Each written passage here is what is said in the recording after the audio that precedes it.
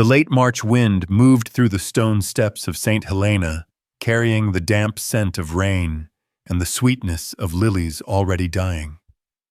I stood between the pews, the folded eulogy soft and creased in my hands. Each note from the organ fell heavy onto the wooden floor, as if time itself were splintering under the weight of sound.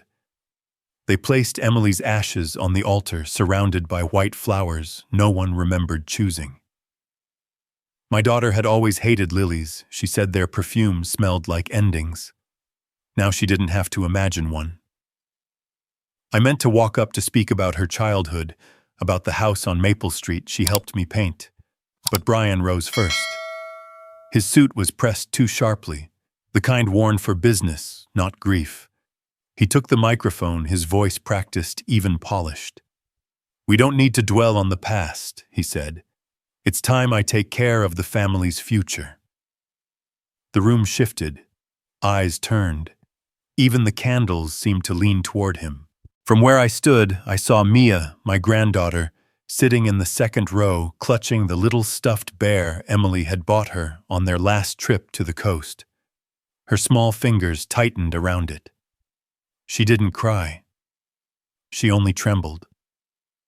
Brian stepped down the aisle toward me, his polished shoes striking the floor with careful precision. He held out his hand. "Give me the keys to 112 Maple Street. I'll handle everything." His voice had that smooth edge that comes from rehearsing selfishness. At first I thought I'd misheard. "What did you just say?" He smiled faintly, scanning the crowd like an actor who knew where the spotlight was. "That house belongs to Emily and me. Now that she's gone, I need to manage things responsibly." I drew a slow breath. I bought that house. I built it. Every tax, every nail, every bill came from me. It's not marital property. He shrugged, all ease and arrogance. "Then prove it. Until you do, let me keep things in order." Before I could reply, he stepped forward and tore the keys from my hand. The sharp ring of metal cut through the stillness like a verdict. Around us, prayers faltered. Some turned away. Others lowered their heads as if watching decency slip quietly out the door. Mia gasped, rising halfway, before Vanessa Bryan's new companion caught her arm and whispered something that pinned her back to the seat. I looked at the keys, a fork in Brian's fist, catching the tremble of candlelight. The world seemed to narrow until there was only that glinting metal and the echo of my own pulse. "This isn't the time for this," Osh said, voice steady though it scraped the throat. "You never think it's the time," he said. "That's why everything's a mess. I'll handle it." He turned the keys, clinking with each step, each sound a small mocking laugh. No one spoke. The only noise left was the wind pressing against the old stained glass. After the service ended, I stayed behind. The lilies had begun to wilt. Their petals fell soundlessly to the floorboards. I bent, picked one up, and slipped it into my coat pocket. Sunlight from the tall windows broke into fractured gold across the altar, scattering light where her name had just been spoken. Frank Dawson, my old neighbor, approached quietly. His hand rested on my shoulder, steady, wordless. "I saw what happened," he said. "My porch camera caught it. If you ever need it, I'll send it." I met his eyes and nodded once. No words could fit the space that moment required. Outside, the wind had strengthened. Funeral leaflets danced down the steps like pale birds. Brian stood beside his black SUV, phone pressed to his ear, voice clipped and cold. Vanessa hovered nearby, her face drawn tight. In the back seat, Mia stared out the window toward me. I slowed my steps, but Brian turned away as if the air between us were empty. I stopped at the foot of the stairs. My hand still ached where the keys had been. I remembered the first time I'd placed them in Emily's palm. She had smiled and said, I'll keep it safe, Dad, just like you did. And she had until the world decided otherwise. The SUV door slammed. The engine started. Music burst out too loud, too careless. As the car pulled away, Mia pressed her small hand to the glass. Her lips moved, but I couldn't hear the words. I stood until the sound of the engine dissolved into distance.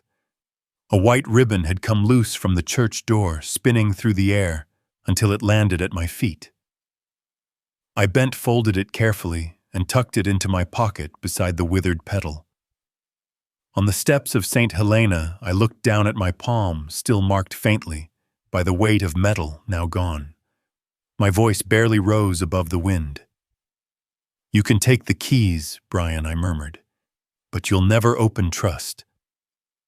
Then I turned toward the street. Behind me, the church bells began to ring, slow, deliberate, as if tolling not an end, but the first note of something that had just begun. A few days after the funeral, I returned to Maple Street. The road was as quiet as ever, but that quiet carried the scent of distance now. The grass in the yard had grown uneven, and the lavender Emily planted had turned gray from thirst. I stopped at the fence, looking up at the porch, where I once hung a small wind chime. The wind still blew, but no sound followed it anymore. 2 cardboard boxes sat neatly by the door, sealed with rushed strips of tape. I recognized them, my old repair tools and a few worn notebooks. Someone had scrawled on each box in black marker, "Belongs to H.W." I ran my hand over the paper, the surface rough beneath my fingers, like touching the remnants of my own life. The lock had been changed. The new metal shone clean, untouched. I knocked. After a pause, footsteps approached and Brian opened the door. Sunlight fell across his shoulder, cutting his face in half. He looked thinner, but his eyes still held that quiet arrogance. "I only did what needed to be done," he said, as if we were discussing the weather. "This house is marital property, not yours." I drew a slow breath. I bought this house. I built it. Every tax and repair came from my account. He smirked. "Then prove it." "I have my own lawyer. Don't make this harder than it has to be." "You don't need me to," I said quietly. "You're doing that just fine yourself." The door stayed half open, but between us stretched a distance thicker than brick and wood. Behind him, I caught sight of Mia standing by the curtain. Her small face was pale, her eyes searching, as if trying to make sense of a world that had stopped being safe. "Mia," I said softly, "are you all right?" She nodded faintly, but before she could speak, Vanessa appeared from the hallway. Younger than Brian, her voice was smooth and cold as glass. "Mia, come inside," she said, resting a hand on the girl's shoulder and pulling her back. Mia hesitated, her gaze still locked on me until the curtain fell. The door closed. Slowly. No apology. No goodbye. Then came the sound of the lock turning, a small, dry click that felt heavier than any insult Brian had ever thrown. I didn't knock again.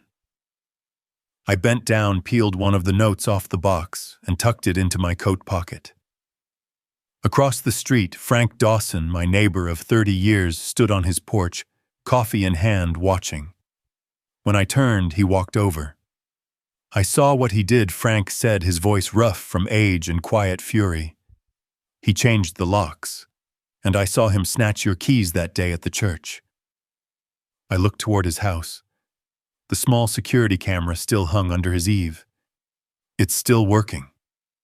Frank nodded. "It caught everything." "I haven't sent it anywhere yet. I figured you might want it first." I stayed silent. A part of me wanted to shout. Another part wanted to sit down on the curb and let the world spin without me. "Thank you," I said finally. Frank gave a slow nod, his eyes softening. "I used to be a cop, Henry. I know the type. Men like Brian think they're smarter than the law, but the law remembers. Let me hold on to the footage. When the time comes, I'll send it. I gripped his hand. The warmth of it grounded me. Then I turned to look at the house again, the windows, the porch, the ghosts. I could almost hear Emily laughing in the kitchen, smell the bread she used to bake on Sundays, hear Mia's little feet across the floor. Now there was nothing but silence. Brian pulled the curtain aside once more, maybe to check that I was leaving.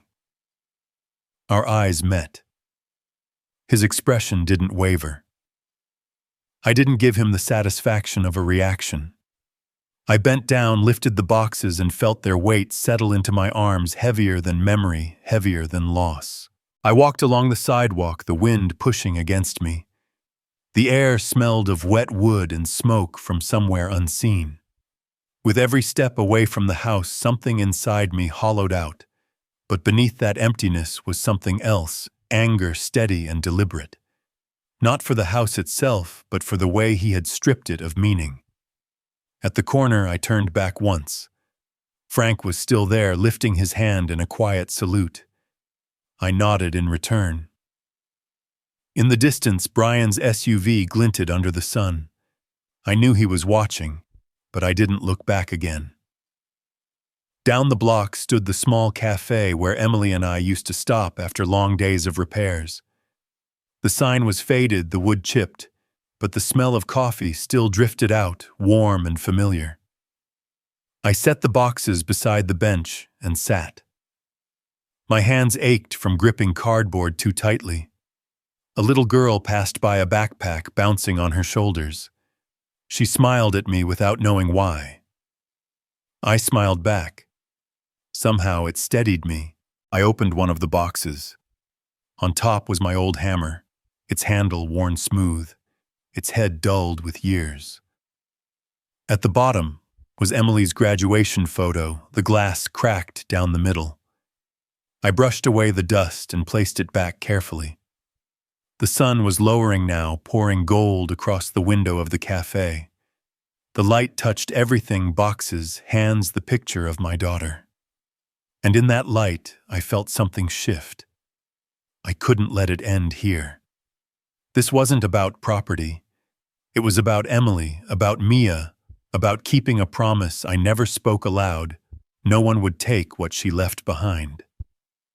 I lifted the boxes, carried them to my old pickup, and set them in the back. The hinges creaked, the smell of oil and dust rising like a memory of work well done. I climbed in, hands steady on the wheel. The road stretched west, lined with streetlights that flickered one by one to life, small, patient lights leading me forward. Frank still stood outside, hand raised again. I nodded once more, then turned the key.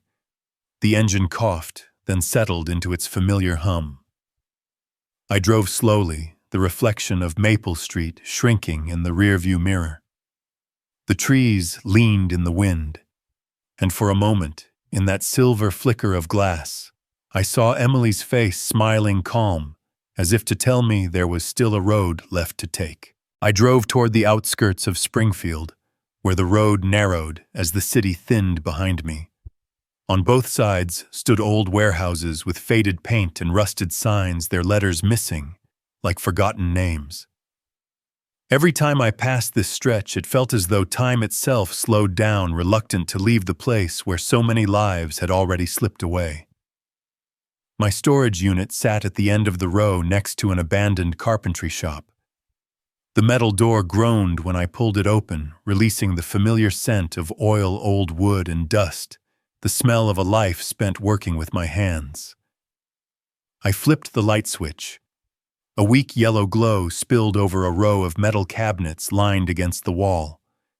The old company name still clung to a bent tin sign, Whitmore Construction. I'd sold that company nearly 8 years ago when Emily's illness worsened. Still, I kept the warehouse part habit, part refusal to let go. Inside were old tools, records, the ghosts of work that had once built something lasting. I walked to the last cabinet, my fingers tracing faded labels until I found one I recognized. When I slid open the third drawer, a small wooden box sat inside, thick with dust. Written across the lid in marker were the words Maple Street, 2012. I lifted it out and set it on the old workbench. The smell of dry pine rose from it, sharp and familiar. I opened the lid. Inside were stacks of papers bound by a brittle rubber band, a yellow envelope, and several bank statements the color of old leaves. I pulled the first document free. It was the registration for Whitmore Holdings, LLC, the company I'd formed to safeguard my assets after retirement. My signature was still visible at the bottom, slightly tilted, confident, in a way that almost hurt to look at now. Clipped behind it was a copy of the deed for 112 Maple Street. The purchase date read May 2012. I remembered that day clearly. It had rained lightly, and Emily wore her yellow jacket. She'd said she wanted the house painted bright, so it could catch the morning sun. I'd laughed, nodded, and never imagined that 12 years later, that same house would be the stage where someone tried to take everything from me at her funeral. I pulled out my phone and searched for Karen Delgado. She'd been a real estate attorney once, and before that, a friend I trusted. After a few rings, her voice came through low and steady. "Henry, I'm here. Karen, I need to verify ownership of 112 Maple Street. I just found the original records from Whitmore Holdings." She paused. "Do you still have the tax documents and insurance payments?" "I have everything," I said. "Receipts, contracts, all of it." "Good. Don't send anything yet. Keep everything exactly as it is. I'll draft an ownership verification, but I'll need photos of every page first." "I understand. I'll do it tonight." Her voice softened. "Henry, I'm sorry about Emily. I can't imagine what this has been like." I closed my eyes, leaning back in the chair as the air in the warehouse thickened. "Neither can I. But I can't let anyone stain what she left behind." "And you won't," she said firmly. "We'll make it right." When the call ended, I set the phone down. Dust floated through the lamplight like suspended memories, each particle catching time before letting it go. I began arranging the papers, taking photos carefully, then placing them back in order. When I was about to close the lid, I noticed a sealed envelope at the bottom of the box. The paper had yellowed, its edges curled slightly. On the front, written in familiar ink, were the words, "If you're reading this, it means I'm gone." My heart clenched. I recognized her handwriting instantly, Emily's clean, leaning script, the same I used to see on sticky notes around her office. I traced the letters with my fingertip. The paper felt cold, but it carried her warmth. I didn't open it. I sat there, my hand still resting on it, my mind blank. Outside, the wind moaned through the cracks in the door, carrying the damp breath of an approaching storm. I thought of the first time she coughed, the way she'd smile through exhaustion, her voice steady even when her body was not. "Dad, whatever happens, keep the house. Please." I gripped the envelope, my palm slick with sweat, or maybe tears. Then I slid it into my coat pocket, locked the box, and returned it to its drawer. Before leaving, I stood in the middle of the room. The walls were lined with blueprints, old nails, half-finished frames. Every mark, every stain had a story, and I realized how much I still belonged to all of them. I turned off the light, but didn't close the door right away. Some part of me couldn't walk away just yet. Outside, the rain had started. I pulled up my collar and walked to the truck. The headlights swept across the empty lot, catching my reflection in the steel door. In that reflection, I looked a decade older, but in my eyes I could still see Emily's calm gaze, the quiet certainty of someone who knew exactly what had to be done. I sat in the driver's seat and took out the envelope again. My fingers brushed over her handwriting one more time. I didn't open it, not out of fear, but because silence for now felt sacred. Some words don't need to be read to be understood. Some are meant to be carried. I started the engine. The truck rumbled steady and familiar. Outside, the rain grew heavier, streaking the windshield with silver. I drove toward the faint lights of the city, the road glistening beneath the tires, holding firm, as if it knew where it was leading me. On the seat beside me, the box and the envelope shifted gently, with the motion of the truck, making a faint rustle like the sound of someone exhaling. I knew then that I was crossing into something new, not a man who had been robbed, but one ready to reclaim what was his. Ahead of me, the streetlights blinked on one by one, guiding me toward the place where somehow justice still had room to stand. The next morning, I drove to Karen Delgado's office downtown. The streets of Springfield were still damp from the night's rain, the air heavy with the smell of wet asphalt and coffee. A few early risers crossed the crosswalks with paper cups in hand, heads bowed against the wind. In my jacket pocket, the envelope Emily had left me rustled faintly each time I tightened my grip on it. By the time I reached the parking lot, the paper inside was nearly creased from my hand. Karen's office sat on the second floor of an old brick building, overlooking a small park lined with golden maples. The glass door bore the faded but dignified lettering, Delgado and Associates. It looked like a place that had seen its share of battles and remembered every one of them. When I stepped in, Karen was by the window phone pressed to her ear.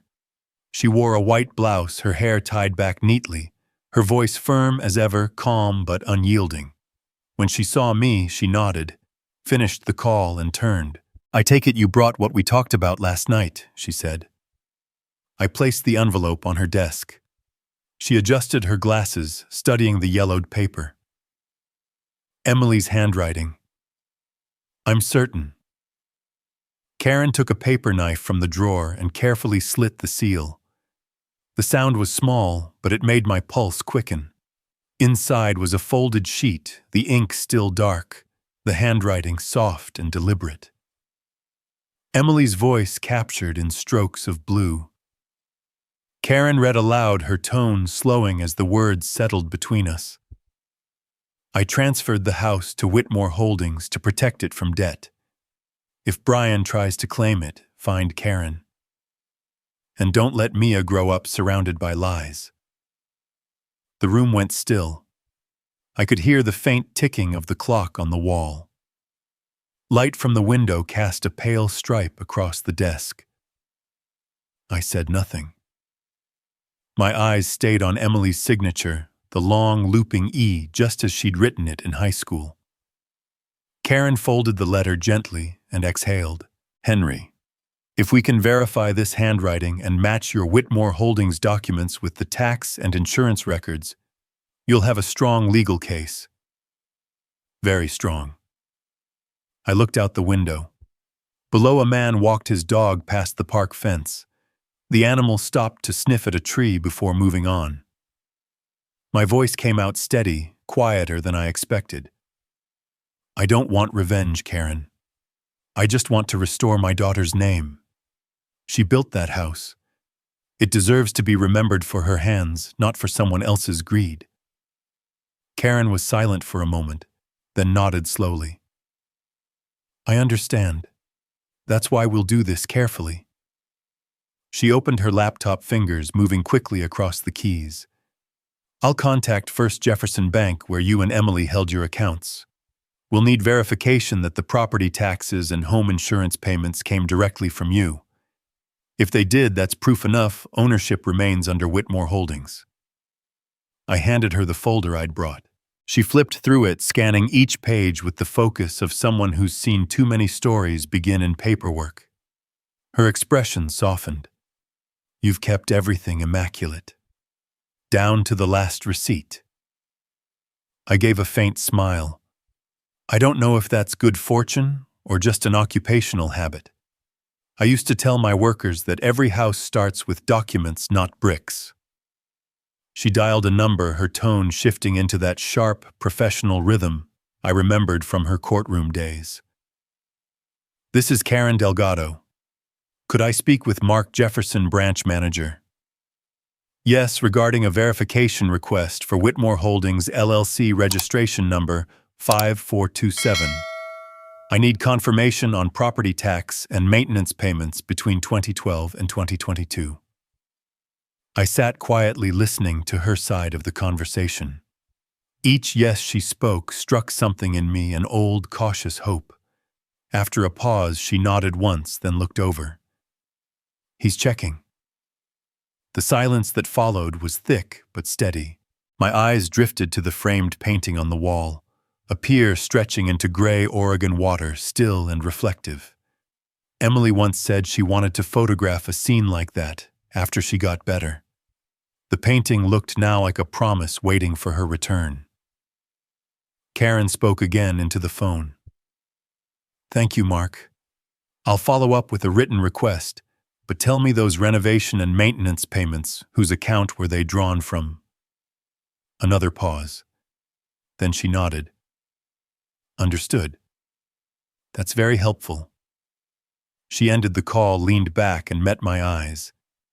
It's confirmed. Every tax payment, every renovation expense came from your account. The bank records are intact. Legally, Whitmore Holdings owns the property. I didn't speak right away. A wave of relief moved through me, heavy and strange. Justice, when it comes, doesn't bring joy, it brings gravity. And sometimes the truth weighs just as much as loss. Karen placed Emily's letter back in its envelope. I'll keep a scanned copy. You should hold on to the original. If this goes to court, that letter will be your most human piece of evidence. I nodded, standing. The open window let in the scent of rain and roasted coffee from the shop across the street. Thank you, I said quietly. Not just for this. She smiled faintly, fatigue showing around her eyes. We get older, Henry, but what's right doesn't. Keep your head clear. I'll call once I hear back from the court. Outside, the afternoon sun slipped between buildings, glinting off parked cars. I sat in the truck, opened the envelope, and looked again at Emily's handwriting. The last line trembled slightly, the ink uneven, as if her hand had begun to weaken, but her will had not. I folded the letter, set it on the seat beside me. The light turned green. Cars began to move. I eased into traffic, neither rushing nor stalling, just letting the city carry me forward. In the rearview mirror, the sunlight stretched long and gold across the road. I thought of her final words, "Don't let Mia grow up surrounded by lies." It wasn't just a plea. It was an order for the rest of my life. As I turned onto the boulevard, I felt a faint warmth in my pocket, as if the letter itself were alive, leading me step by step toward the place where Justice and Emily were still waiting. The 4th Street diner still smelled the same burnt coffee and hot butter like every morning from 10 years ago. Frank was already there, sitting in his usual corner booth, his cap resting on the empty seat beside him. 2 cups of coffee steamed between us. Without a word, he slid a small USB drive across the cold Formica table. He said he had the footage from the church from the front porch, that I should watch it before I decided what to do next. I sat down, the plastic seat creaking under me. Frank pulled out his old tablet, plugged in the drive, and tapped through the files. He said he'd cleaned up the background noise enough so that every word could be heard. The first video opened on St. Helena's sanctuary. The camera's washed-out gray light made the place look less sacred, more human. Brian stepped into the frame, a dark shape cutting across the candles. He walked straight to the lectern, talking about moving forward, keeping things simple, letting go of the past. Then he turned toward me and said something about the keys. The frame caught the moment his fingers closed around the ring.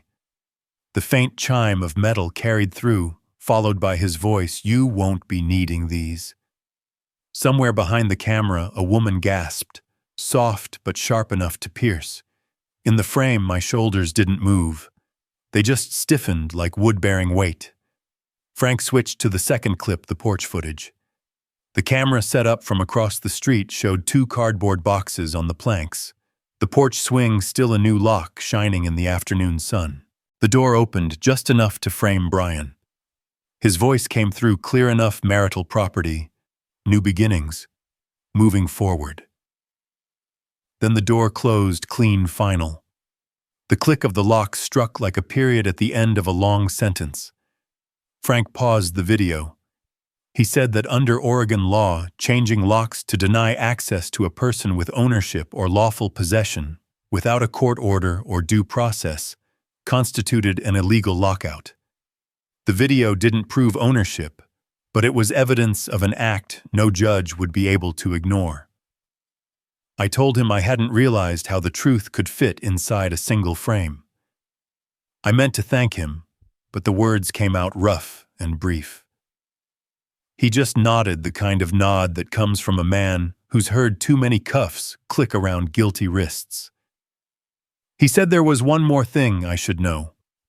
At Cascadia Mutual, where Brian worked, the internal audit team had started reviewing certain insurance claims. Field reports didn't match the photos. Repair costs were inflated.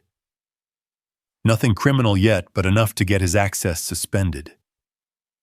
Frank said it wasn't directly tied to my case, but when a man starts to fall, he'll grab anything on his way down.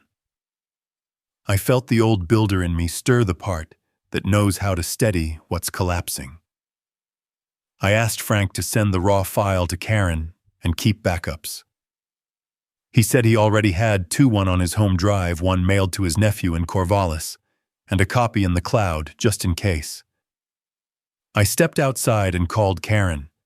I told her I'd seen the footage, heard the sound of the lock, the words spoken in the church and on the porch. She said to forward it immediately so she could create a full chain of custody log with timestamps and names. We'd file a claim for wrongful exclusion under state law with an emergency injunction to restore access and prevent interference. She reminded me that the point wasn't to make noise, it was to extinguish the right fire before it spread. I went back in to finish my coffee. Frank packed up his tablet, slipped it into his jacket, and patted my shoulder. He said he'd be there when the county officers supervised the lock handover. I drove toward Karen's office, stopping at a red light near the river. The current carried a half-submerged branch downstream. I gripped the USB so hard its edges left marks in my palm. Karen opened the door before I could knock. The scanner was already set up, sunlight falling through the glass and pooling into a bright square on the desk. I handed her the drive.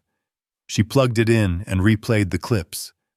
The only sounds were the hum of the fan and her pen gliding across a yellow pad. When the porch door clicked shut on screen, she stopped, made a note, and said the still frames would go into the appendix, the audio preserved for hearing, if the judge requested it. The bank records, company papers, and Emily's letter. She said those are your pillars. The video is the rivet that holds them together. I told her we should start drafting the petition right away.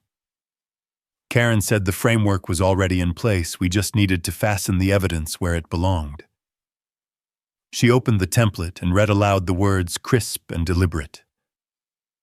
Cease and desist unlawful exclusion. Return all keys and access codes within 72 hours. Acknowledge Whitmore Holdings' rightful ownership and arrange supervised retrieval of personal property. Failure to comply will result in immediate motion without further notice. Her email alert chimed softly. A message from Mark Jefferson, the certified packet from the bank. Inside was the full record, every property tax payment drawn from my account, every insurance premium paid on time, every renovation invoice bearing Whitmore Holdings' signature. Karen printed the pages, let the ink dry, and handed me a copy. I told her what Frank mentioned about the audit at Cascadia Mutual. She nodded, jotting a side note. We won't include it, she said, but I'll flag it. If he's desperate, we need to be ready for erratic behavior. I'll loop in the sheriff's office so they're prepared when we execute the order." We both signed the demand letter. Karen emailed it to Brian and copied his law firm, enabling raid receipts. Then she printed the hard copy and called a courier. "Paper still lands heavier than email," she said. "Judges know that." When it was done, we sat quietly for a moment. I told her that sometimes when the light hit that corner of her office just right, I could almost see Emily standing there holding paint samples saying the house needed more windows. Karen smiled faintly. "The law is cold," she said, "but when you put the right evidence in the right place, it learns how to carry love through rough ground." I left her office and took the long route along the river back toward the warehouse. The phone stayed silent until I turned onto Maple. Then a message appeared from an unknown number letter received. "Counsel will respond." I pulled over by the park. The sky had turned that soft blue that only comes after rain. I set the bank documents beside Emily's envelope. I thought of Mia somewhere out there studying at a table that wasn't ours, and of the floorboards I'd built with my own hands, the ones that once carried her footsteps, the ones I was locked out of. When I reached the warehouse, the phone buzzed again. Karen's text read, "Petition drafted. Review tonight. We'll file at dawn if there's no response." I replied that I was ready to sign. Then I shut the phone off, let the truck roll a few more feet, and stopped. I got out, drew in the scent of metal and paper, the clean, sharp air of unfinished work. Inside the scanner waited a plain, faithful tool, steady as any nail gun or hammer I'd ever held. I knew exactly what needed to be done next. By the time I got home, night had settled in. Rain tapped gently against the tin roof, a steady rhythm that filled the silence. The light spilling from the warehouse window was dull and amber, catching on the dust that floated in the air. I was sweeping a few old papers off the workbench when my phone buzzed. A new email. The sender's name stopped me, Mia. The subject line was simple enough that I almost ignored it, but then I saw the word Mom. Grandpa Mom said, "There's a blue folder in the attic. Don't let Dad throw it away. She said if you ever need to prove something, it will help you." I read it again and again. My heart pounded so hard I could hear it in the stillness. Sweat gathered in my palms.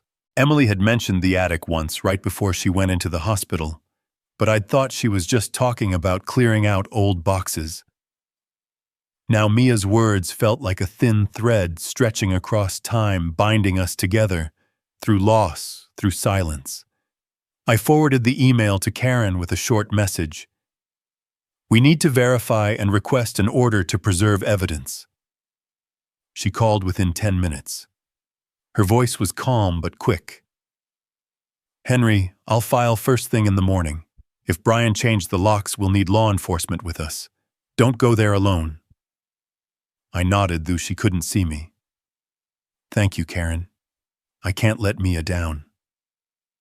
By the next morning, Karen called again. She'd already filed the emergency petition with the Lane County Court. The judge granted a temporary order authorizing lawful retrieval of evidence under police supervision.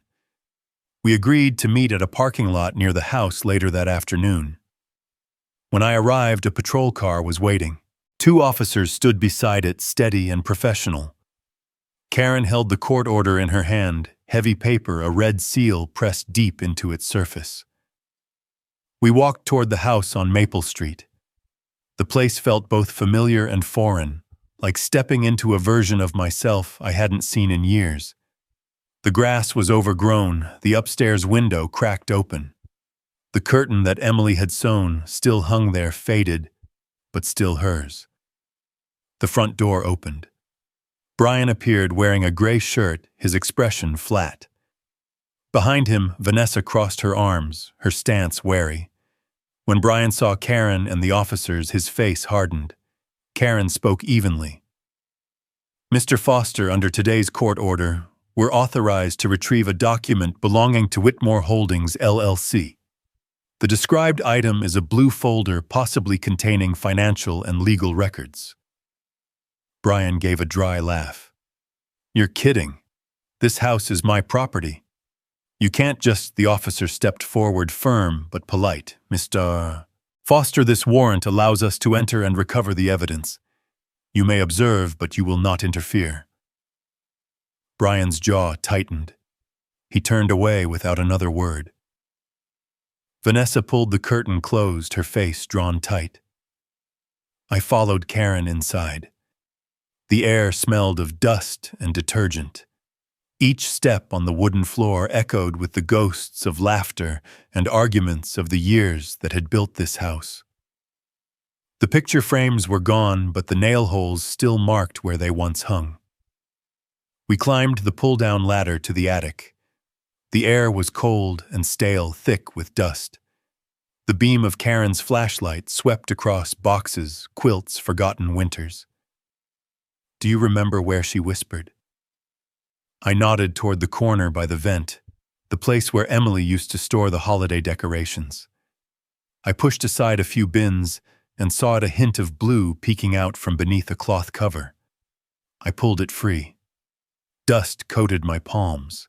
The folder was thin, tied with string, and labeled in Emily's careful, slanted handwriting, Personal and Legal, 2012. Karen untied it gently. Her eyes widened. Inside were 3 separate bundles. The first, a copy of Emily's life insurance policy with Mia Whitmore, listed as beneficiary. The second, a notarized property ownership document confirming 112 Maple Street as an asset of Whitmore Holdings, LLC. And the third, a white envelope. On the front, in her handwriting, "If you're reading this, it means I'm gone." I couldn't speak. Karen placed a steady hand on my shoulder. "Henry, we'll need to log this for evidence, but you can read it if you want." I nodded, sat on an old wooden chair, and opened the envelope. Emily's handwriting was as familiar as her voice. "Dear Dad, if you're reading this, I know you're hurting, but please stay strong. I transferred full ownership of the house to Whitmore Holdings to protect it from harm. If Brian ever tries to claim it, find Karen, she knows everything. And if Mia asks why I did this, tell her it's because I believed in justice. And I believed in you. Mia is the reason I know truth still has a place in this world. I love you. Always. Emily." I folded the letter and rested it on my knee. Karen signaled for the officers to begin their documentation. I could hear pens scratching across paper, the shuffle of carbon copies being signed. But in my mind, all I could hear was Emily's voice, calm, steady, the kind that built homes and carried faith. Each word drove a nail back into the foundation of everything that had fallen apart. When we climbed down, Brian was standing at the foot of the stairs, staring at the folder in Karen's hand. I didn't meet his eyes. I simply nodded to the officers and stepped outside. The rain had stopped. The last of the daylight filtered through the clouds, spilling bronze across the roof tiles. Karen sealed the evidence bag, signed the final line, and turned to me. "Henry, we've got it, the final piece. The house, the bank records, Emily's letter. It all lines up now." I looked down the street where the puddles shimmered like a trail left by someone guiding the way. "It's time to set things right," I said. "Not for revenge, for balance." Karen nodded. The look in her eyes said enough. We walked back toward the cars in silence. Somewhere inside me, I could still hear Mia's laughter. Emily's voice calling from a window. The sound of a home alive again. On the drive back, I stopped at a red light and unfolded the letter once more. Under the street lamp, her final line glowed as if written in light itself. "Mia is the reason I believe that justice still exists." I read it aloud softly and felt my chest tighten and then ease. In that moment, I knew I wasn't alone. Justice isn't something we find. It's something passed down, carried forward by faith. And that faith was mine to keep for both of the women who bore the name Whitmore. I slipped the letter back into its envelope, tucked it against my heart, and drove on. The city was wrapped in darkness, but somewhere inside me something had just begun to shine. The next morning, Karen called. Her tone was short but steady. She said she needed me at the office that afternoon, that she'd invited a few others to join. When I arrived, the conference room on the second floor was already open, sunlight spreading across the polished wooden table. The faint smell of fresh coffee drifted through the air. Frank sat near the window, turning his old baseball cap slowly between his palms. Beside him was Ruth Miller, my neighbor of nearly 20 years, small, silver-haired, her eyes sharp and alert. Mark Jefferson came in last, carrying a thick binder and a few notarized bank statements. Patrick Wallace, an old friend from the Whitmore construction days, slipped a pen into his shirt pocket and took the seat across from me, his smile quiet but grounded. Karen stood by the whiteboard holding a blue file. Her gaze swept the table. "You've all heard parts of what's happened," she said. "But today we need to fit the pieces together. Everything we prepare here will soon be presented before a judge." Then she turned toward me, her voice softening. "Henry, no, you're not after revenge, but we won't let silence be mistaken for consent." I nodded. "I've been silent long enough. I just want Emily's name cleared, and for Mia to see that adults still know the difference between right and wrong." Karen smiled, tired but warm. She spread the documents across the table. First came the copy of Emily's letter, then the deed verifying ownership of the Maple Street house, then the insurance policy, and finally the bank records. When she plugged Frank's USB into the projector, the image of Brian snatching the keys appeared on the wall, sharp and undeniable. No one spoke for several seconds. Ruth's hand rose to her chest. Mark shook his head, his face heavy with the kind of sadness reserved for things that should never happen, especially in a church.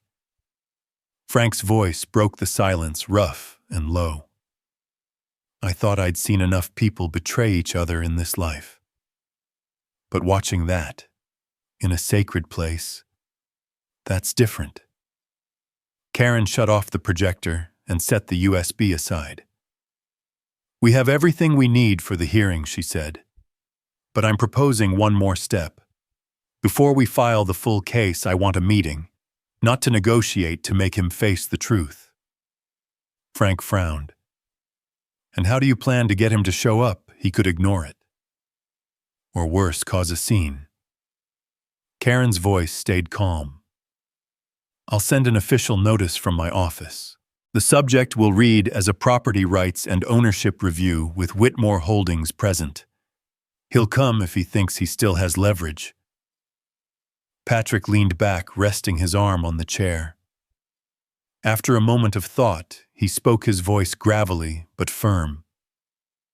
"Henry, have known you since we were knee-deep in mud on job sites. You've never dodged responsibility. You've never kept quiet when something was wrong. I'll testify if you need me.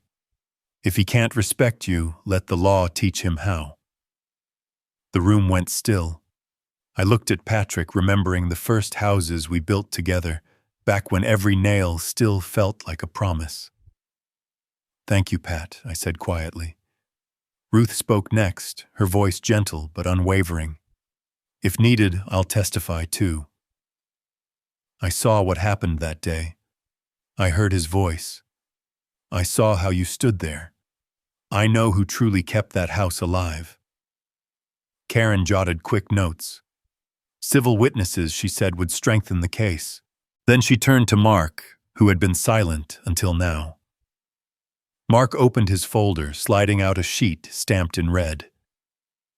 "This is the final verification from the bank. Every repair bill, insurance payment, property tax paid from Henry's account. If required, I'll testify that Whitmore Holdings is the rightful owner." Karen thanked each of them in turn. There was something different in her eyes, a spark of belief, maybe after months of exhaustion. I realized she'd carried the weight of this case just as much as I had, and the way she said "we" instead of "you" told me I wasn't alone anymore. As the meeting drew to a close, she gathered the files into one stack. "The meeting will be here next Friday, 4 o'clock sharp. I want everyone present. Frank. You'll handle the tech setup, make sure the video plays clean. Mark, bring the original certifications. Patrick and Ruth, just be here on time. Your statements will be recorded on site." I asked quietly, "And Mia?" Karen paused. "Not yet, Henry. She deserves to see the outcome, not the fight." I nodded. Outside Oregon's late autumn sky was heavy but dry. Bare branches cast long black reflections on the damp street below, like memories stretched thin but still clinging. Frank rose first, picking up his hat. "I'll bring a backup of the footage," he said. "He won't be able to deny it." Mark closed his briefcase and shook my hand. Patrick clapped me on the shoulder, firm, reassuring. Ruth murmured that she'd light a candle for Emily that evening. When everyone left, Karen stayed behind to tidy the table. Her voice dropped to a near whisper. "Henry, I know this isn't easy, but you're doing the right thing." "I just want Emily to rest," I said, "and for Mia to know her mother's faith wasn't wasted." Karen nodded slowly, then reached into her coat pocket and set something on the table, a small silver key. "This was turned in when the police changed the locks," she said.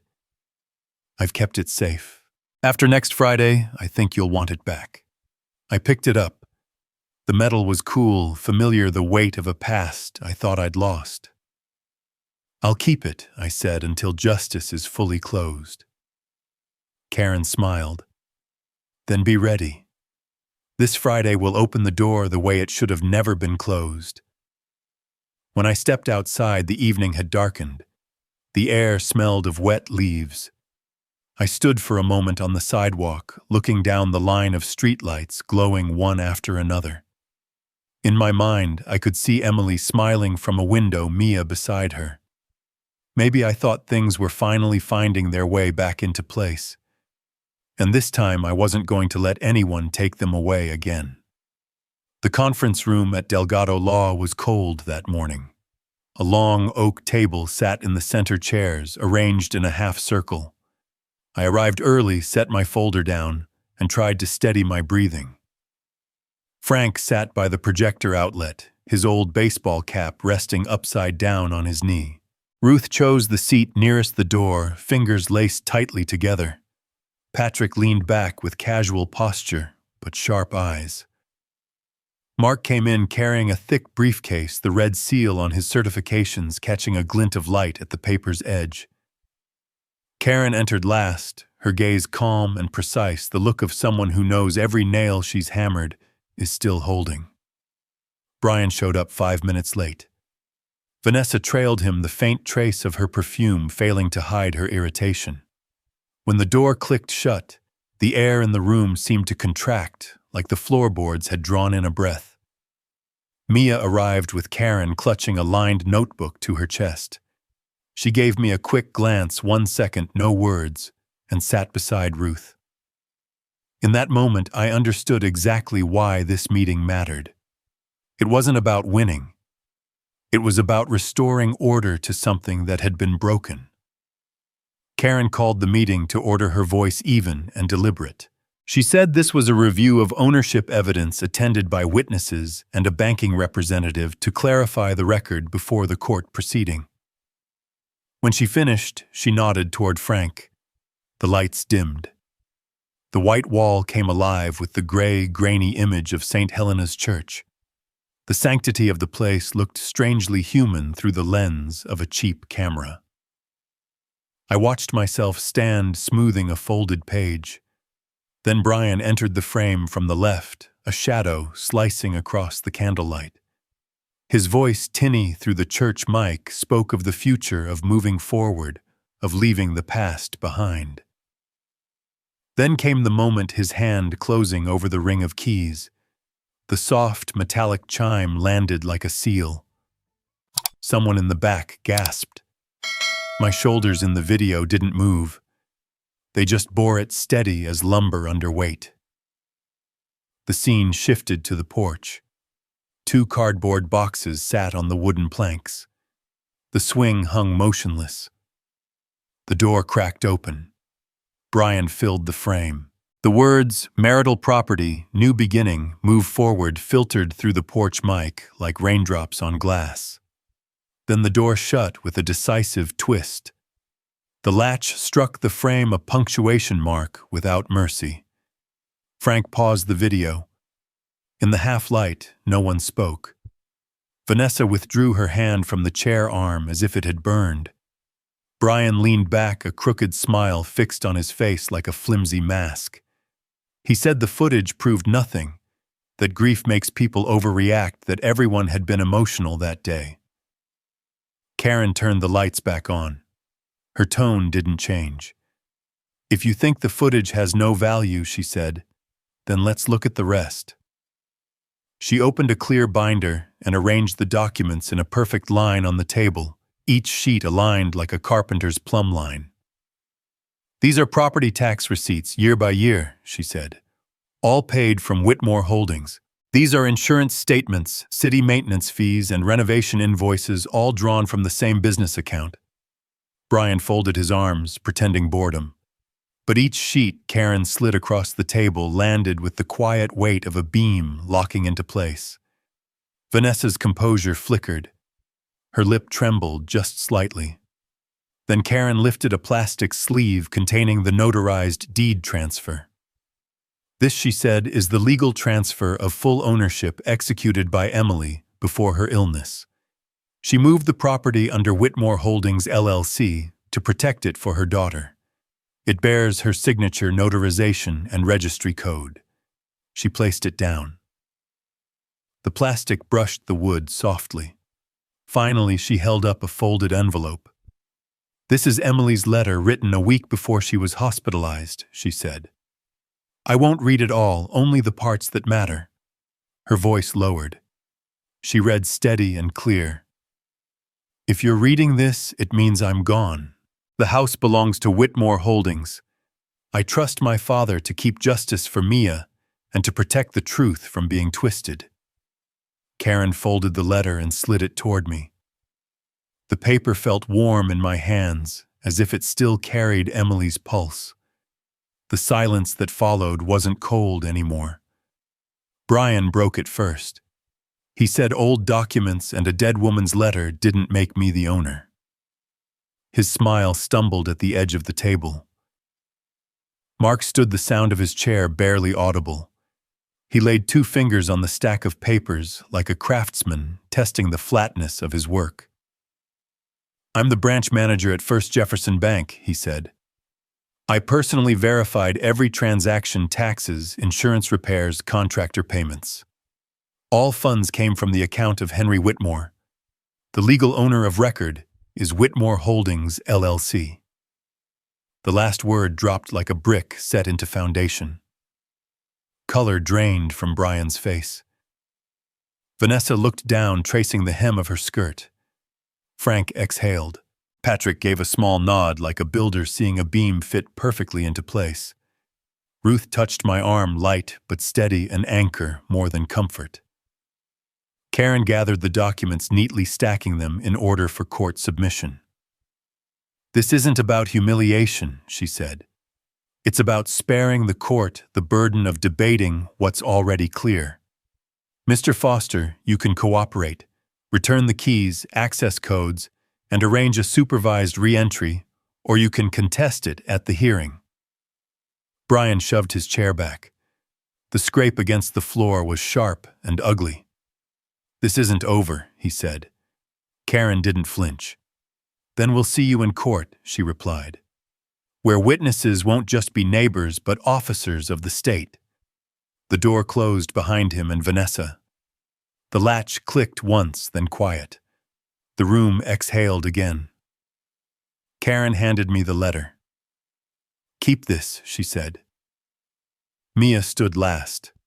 She walked toward me silent, her eyes steady.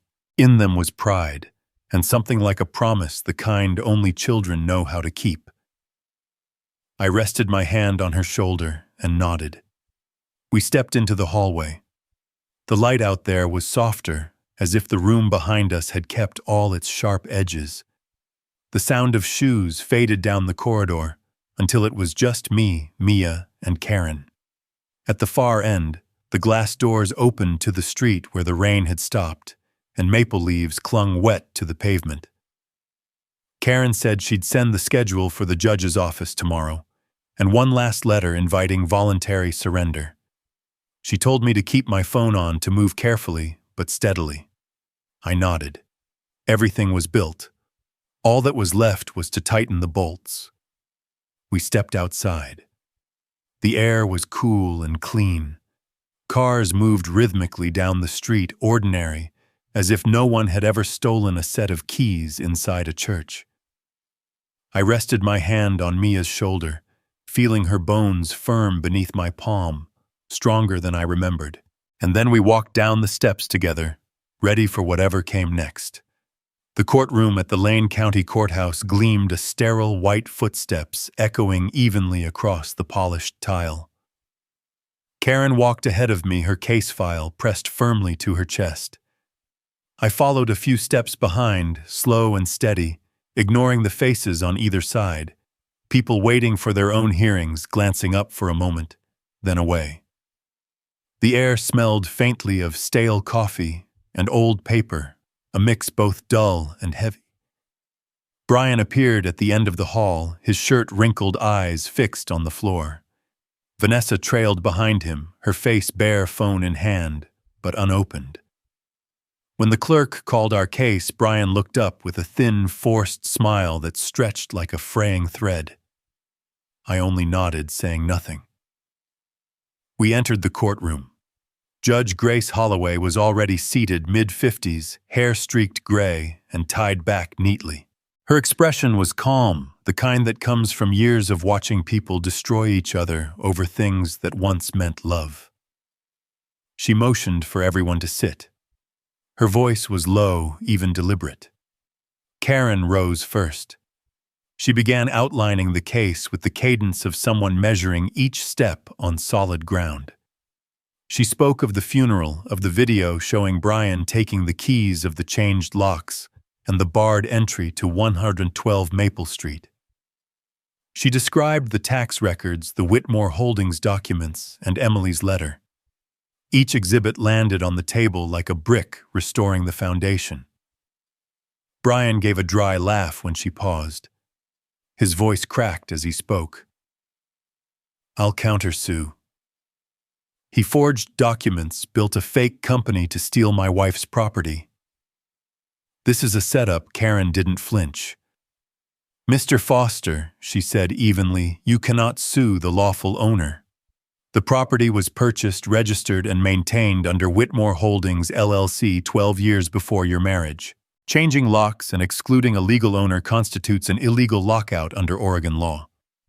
The evidence, video, bank records, and witness statements has already been entered." Her tone never rose, but each word carried weight. Judge Holloway flipped through the thick file Karen handed her, scanning with the precision of someone who'd read blueprints her whole life.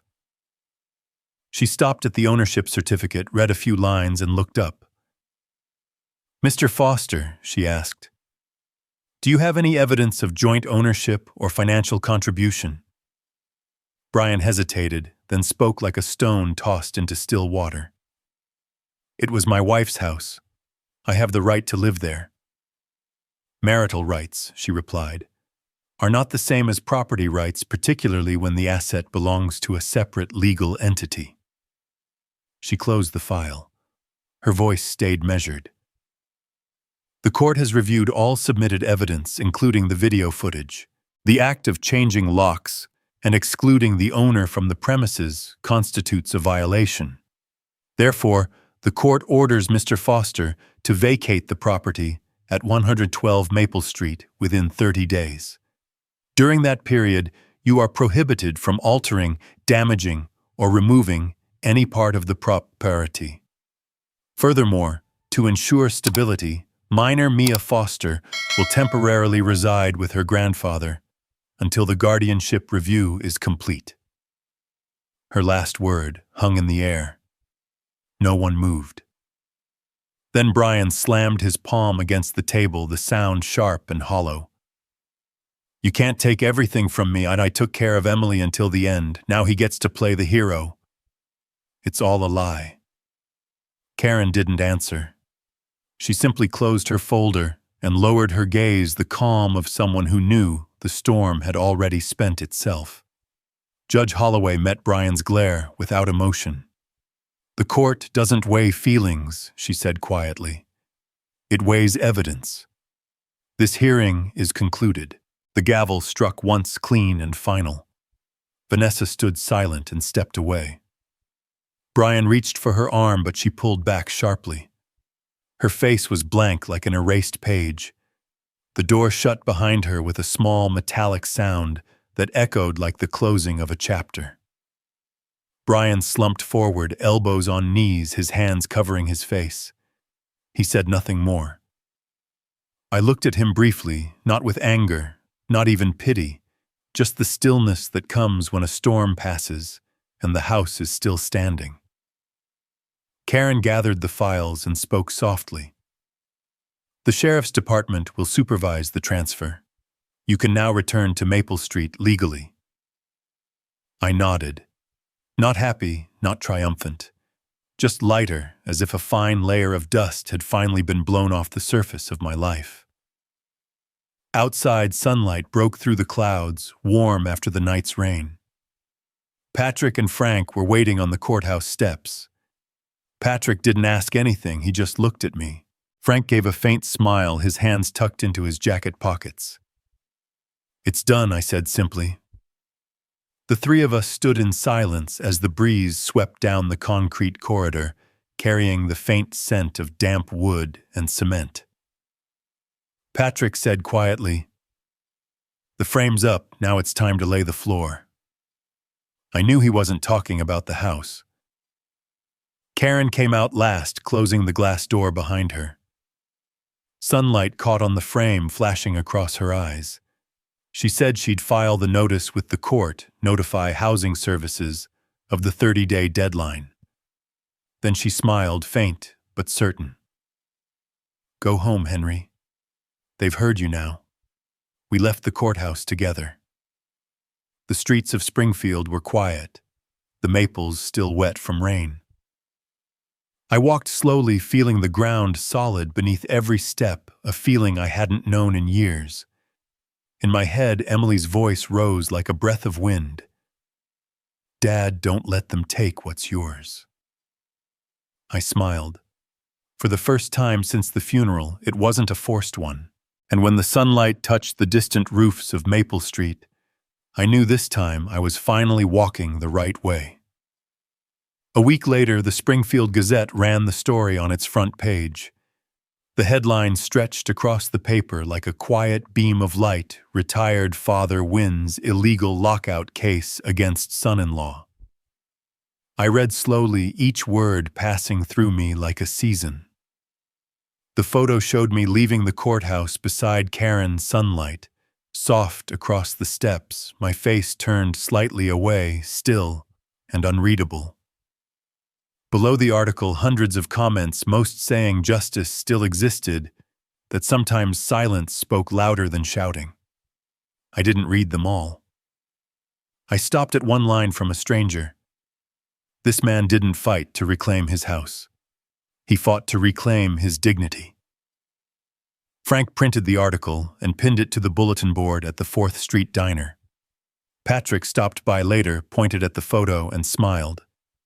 Karen texted me a single line. Congratulations. The courtroom is just another kind of construction site, and you just finished the build. I didn't reply. I just saved the message like a blueprint, completed and folded away. 3 days later, Brian was suspended from work. His insurance company launched an internal audit over falsified claim records, the same rumors Frank had mentioned. Vanessa left Springfield soon after. Neighbors said she packed overnight and drove away before sunrise.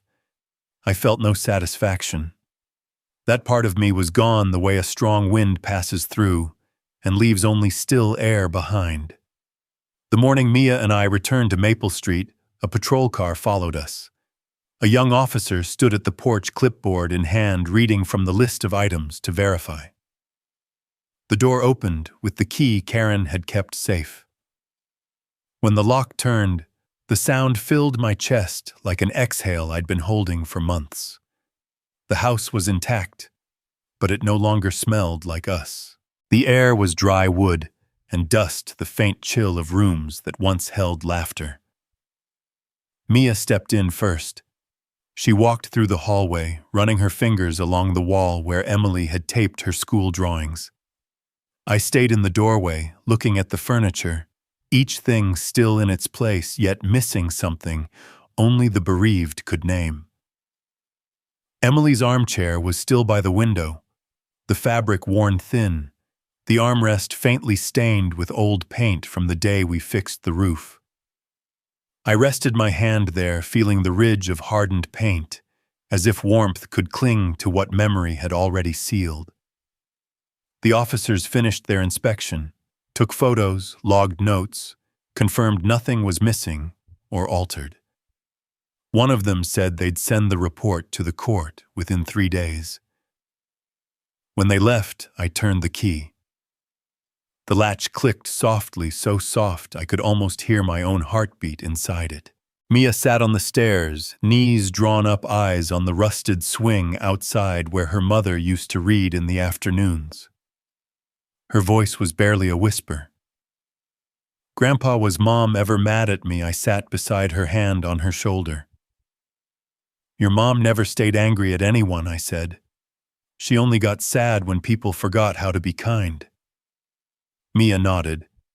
Her eyes didn't spill tears, but they shone clear as glass. That afternoon, I opened the old file cabinet and pulled out the family photo. The glass was cracked, the fracture running like time splitting memory in two. It was taken in the backyard, Emily 10 years old, laughing wide, holding my hand and her mother's. Behind us, the house stood, newly built, paint still fresh. I brushed off the dust and hung it back in its old place in the living room. The nail was rusty, but I hammered it in slow, steady enough to hold. Mia stood behind me, looking up at the picture. "Mom was beautiful," she said softly. "Yes," I answered. "And now she's somewhere peaceful enough to see this." The room fell into a gentle quiet. The last light of day slid through the window, hitting the cracked glass and splitting into two thin beams that crossed again on the wall. I looked up, and for a moment, it felt like Emily had passed by, silent, but close enough to know she didn't need to speak. That night, I brewed coffee.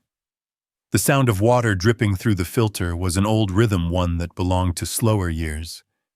Mia sat at the kitchen table, drawing in her small notebook. I asked what she was sketching. "Our house," she said, but I added purple flowers in front.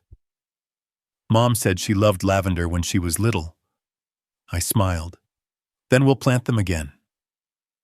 Next season, this house will smell like flowers, not just wood and walls." After a simple dinner, I stepped out to the porch.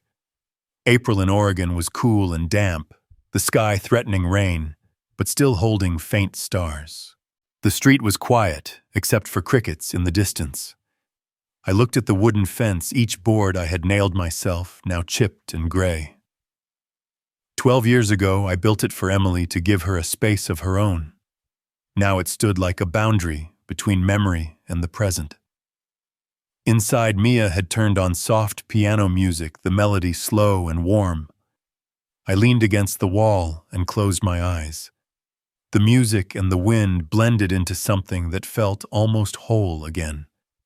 Not joy, just peace, the kind that tells you, You've lived through what you had to. When I went back inside, I paused in front of the photo. The lamplight caught the cracked glass, the split running through Emily's face, but somehow it made her smile shine brighter. I whispered barely more than breath. I brought you home, Emily. No one answered, but the room felt warm, the kind of warmth that comes when light passes through broken glass and still keeps its shape. And that night, after many long months, I finally slept through till morning. The first morning of June arrived with sunlight spilling through the living room window, laying a warm, golden stripe across the floor.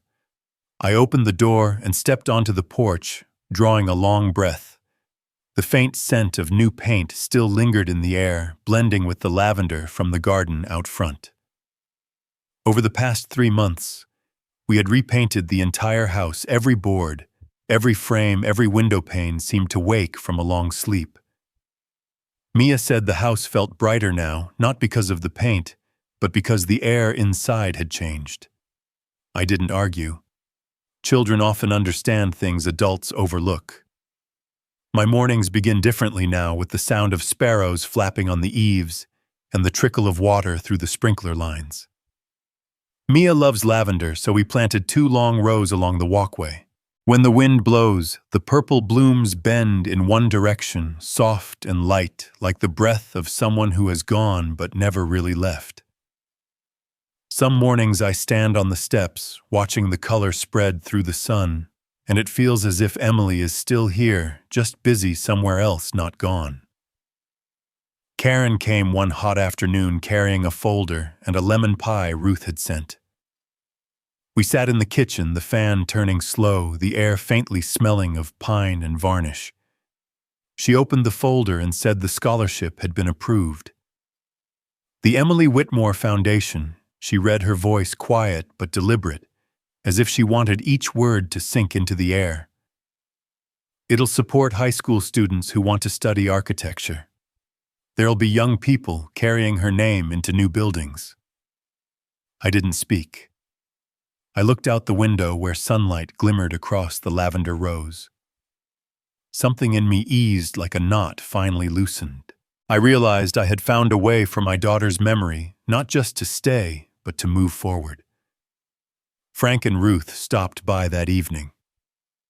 Frank brought a new section of pipe, said the irrigation system needed adjusting. He worked while telling stories about the neighborhood preparing for the summer fair.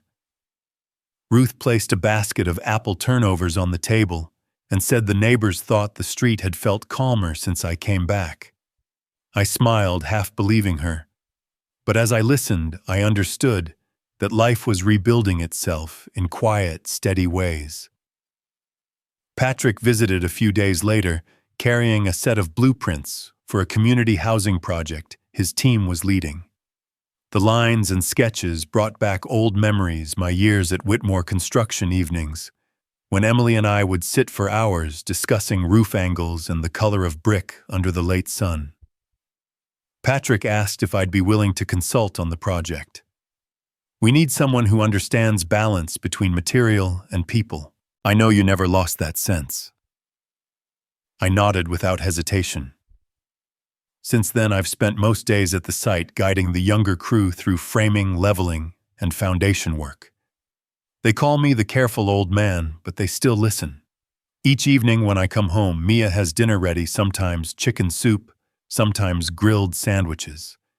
She's grown up more than I expected. She doesn't talk much, just asks small questions like, "Grandpa, why do they pour the foundation before building the walls?" I laugh and tell her, "Because the walls only stand when they have something solid beneath them." Just like people. That night, rain began to fall softly. I was fixing a cabinet door when the phone rang. Karen's voice was low and cautious. "Henry," she said, "I just got a call from Brian." I set the hammer down and waited. "He wants to meet you." "Not to argue," he says. "He wants to apologize." I didn't answer right away. The sound of rain on the roof filled the silence. My mind flickered to the funeral day, the metallic clink of keys, the cold in his eyes, and Emily's voice before she passed. Sometimes people only change when there's nothing left to lose. Karen continued, "If you agree, I'll come with you, just to be safe. I don't think he's dangerous, but caution's never wrong," I asked quietly. "Do you think he means it? I don't know," she said. "But maybe you should hear him out. Forgiveness isn't about whether they deserve it. It's about knowing when to stop carrying the weight." Her words stayed with me long after the call ended. I stood by the window watching the streetlights shimmer on the rain-slick pavement, merging into patches of silver light. Mia was asleep on the couch, a book fallen from her hand, her breathing soft and even. I thought of Emily, of the things she used to say about kindness. "Dad, kindness needs boundaries, but those boundaries shouldn't be built from hate." Back then, I only smiled, not understanding. Now I do. Maybe she was talking about days like this. Tomorrow I'll meet Brian. Not to win and not to forgive right away, but to look him in the eye and see if there's still a trace of light left in him. I know this isn't the end. It's just the pause before the next chapter of living begins. And somewhere within me, carried on the faint scent of lavender, I hear Emily's voice again, soft as breath. "Dad, I'm proud of you." The late afternoon in Springfield was brushed in soft gold, the kind of quiet light that makes you hear every car rolling past the corner. I arrived at the 4th Street Diner 15 minutes early. The place hadn't changed: brown wooden tables, worn leather booths, the faint smell of coffee blending with slow jazz from the little radio behind the counter. I chose a seat by the window, where the sunlight cut across the table in a long, warm stripe. Karen sat a few rows away, pretending to read a newspaper. She didn't speak, just gave me a small nod. I understood. Brian arrived right on time. He looked thinner, shoulders drawn and face hollow. His suit was wrinkled, his tie loose. He paused at the door, scanning the diner, until his eyes found mine. Neither of us stood. He walked over, pulled out the chair opposite me, and sat. Every movement was slow, careful, as if the air itself might shatter. I didn't speak first. The waiter placed 2 cups of coffee between us, steam rising, scent curling through the silence. Brian stared at his hands, fingers interlocked. "I know I don't deserve to be heard," he said quietly, voice rough at the edges, "but I still need to say this." I gave a small nod for him to continue. I held on to these keys for too long. He placed an old, worn key ring on the table, the metal dull edges smooth from use. At first I thought it meant I'd won, that I had control. But now I know losing a house isn't what hurts. Losing respect is. I didn't just lose the house. I lost the way your daughter saw me, and the man I used to see in the mirror. The sound of metal against wood was sharp and short, but it carried weight. I looked at the keys, remembering the funeral, the way his hand had snatched them, the pride in his eyes. Now those hands trembled, and that pride was gone, replaced by exhaustion. I said evenly, "If you're willing to start over, there's still something left to keep. Not the house, but yourself." Brian lifted his eyes. They were red but clear. "I'm not asking for forgiveness. I just want to return what was never mine. I've broken enough already." Karen rose from her seat and came over, resting a hand on my shoulder, a quiet signal. I glanced up. She gave a small nod, then turned and stepped outside, leaving the space to us. I said Emily always believed there was good in people, even when it hurt her to keep believing. "I don't hate you, Brian, but I can't forget. Go find whatever's left worth saving." He bowed his head, his hands clenched, and a single tear fell onto the table, spreading slowly like oil on water. "Thank you for listening," he murmured, then stood slightly hunched, as if carrying the weight of everything he'd done wrong. When the door closed behind him, the bell above it chimed a small, clear sound that somehow carried far.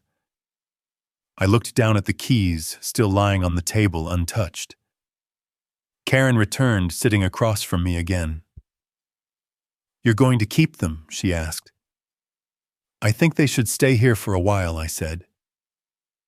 We both sat quietly. Outside, the light turned amber, leaning toward dusk. Across the street, a maple tree shed a few leaves, spinning gently in the breeze. Then the door opened again. I looked up. Mia stood there, her hair tied back, white shirt, crisp notebook in hand. She spotted me and smiled, hurrying over. When she reached me, she wrapped her arms tight around my shoulders.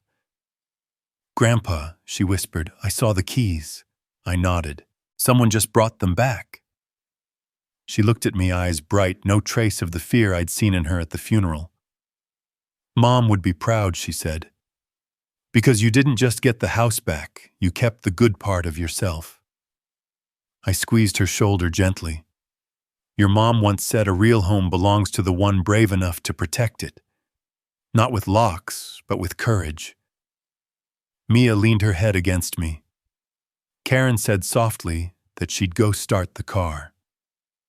When the door closed behind her, Mia and I stayed a moment longer, watching the sunlight slide across the table and touch the keys. I picked them up. The cool metal pressed against my palm, but somehow it felt warm. They weren't just keys anymore. They were a reminder that what's lost isn't always gone. Sometimes it's just waiting to be returned to where it belongs. We stepped outside together. The evening light stretched down Maple Street, coating the trees in honey gold. The breeze carried the scent of coffee, old wood, and somewhere faintly lavender. I glanced at Mia beside me, her hand gripping mine, her eyes bright with something like sky. We walked slowly. Springfield's small streets looked the same, but something in me had shifted. No anger, no bitterness. Only gratitude that at last everything had found its place again. At the corner, I looked down at the keys glinting in my hand. My voice came quietly, a closing thought after a long journey. He once took my keys, but my granddaughter brought them back along with my dignity and the proof that justice never dies. If this story reminds you that kindness without boundaries turns into weakness, maybe it's time to stop living just to please others. Like this video, subscribe and stay with me on this journey, because every story ahead won't just make you feel, it'll make you stronger, clearer, and more certain of who you are. Don't just be moved, move forward, because awareness today can change the way you live tomorrow.